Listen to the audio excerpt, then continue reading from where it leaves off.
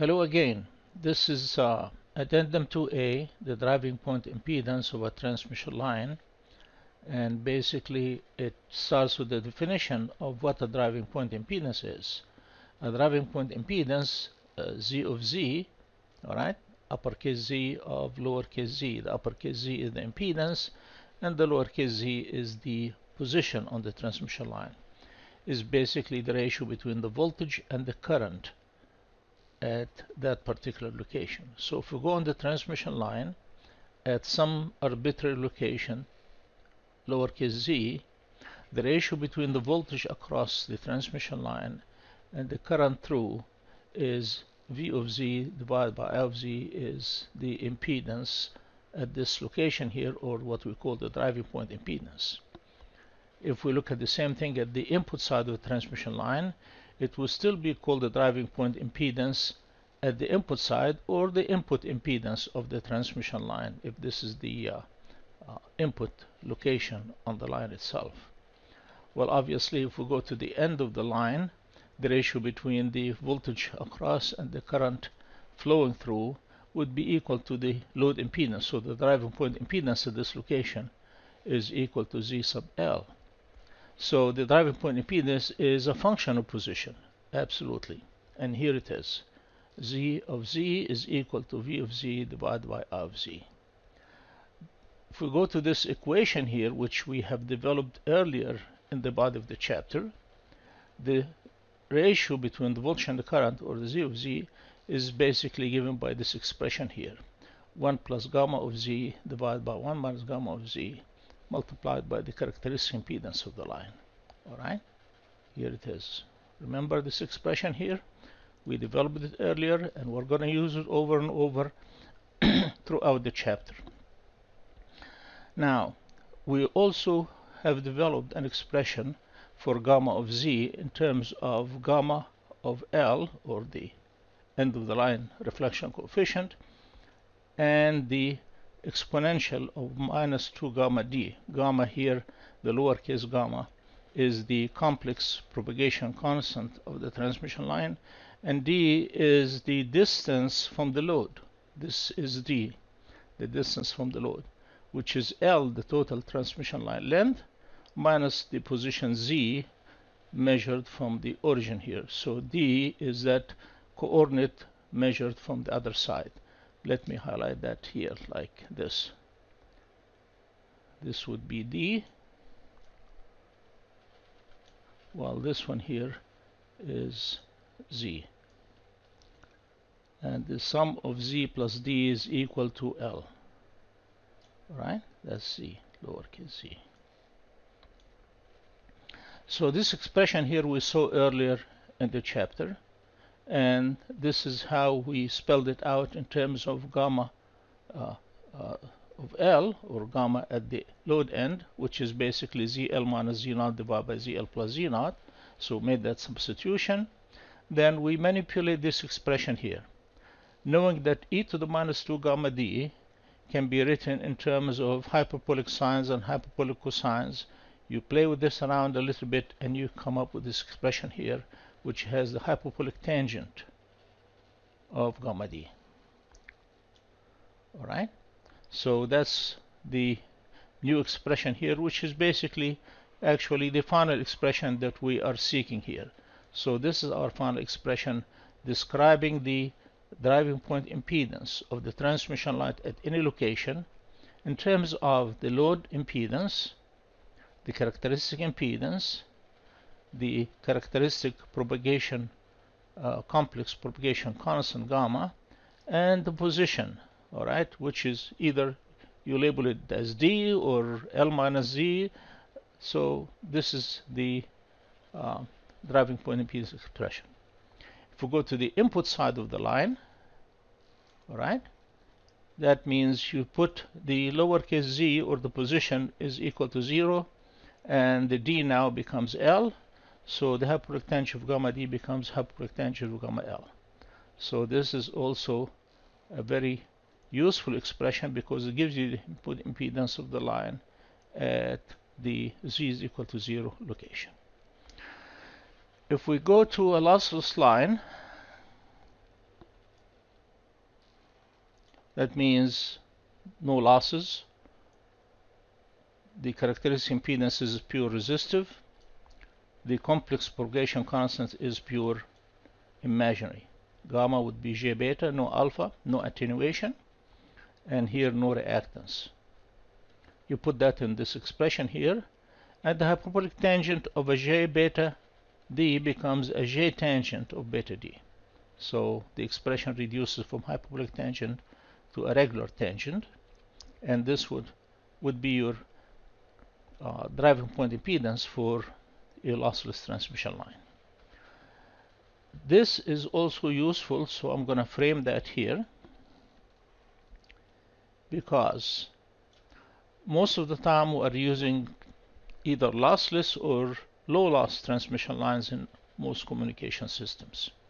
Well, if it's lossy, obviously we have to resort to this hyperbolic tangent expression, but this one would be the one that most of the time we'll be dealing with. The interesting part is if you monitor the impedance on the line, we notice that it changes as the tangent function changes. And the tangent function repeats every lambda over 2. Comes back to the same exact value. That means the driving point impedance would repeat every lambda over 2. So if you have a transmission line and say one location here, another location here, and the distance between them is lambda over 2, the impedance at these two locations would be identical, lambda over 2. So the impedance at this location here will be identical to the impedance at that location here. The interesting part is if you monitor the impedance on the line, we notice that it changes as the tangent function changes. And the tangent function repeats every lambda over 2. Comes back to the same exact value. That means the driving point impedance would repeat every lambda over 2. So if you have a transmission line and say one location here, another location here, and the distance between them is lambda over 2, the impedance at these two locations would be identical, lambda over 2. So the impedance at this location here will be identical to the impedance at that location here. Furthermore, if we go to a lambda by 4 separation,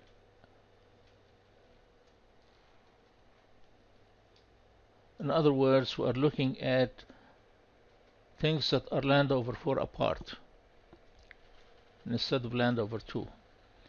The expression will become something like this. What you notice here is if you divide by R naught both sides here, so let's call it Z1 over R naught, and that's position 1.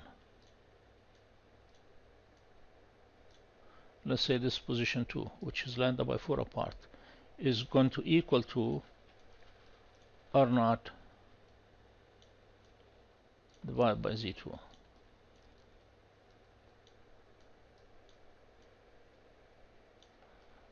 Right?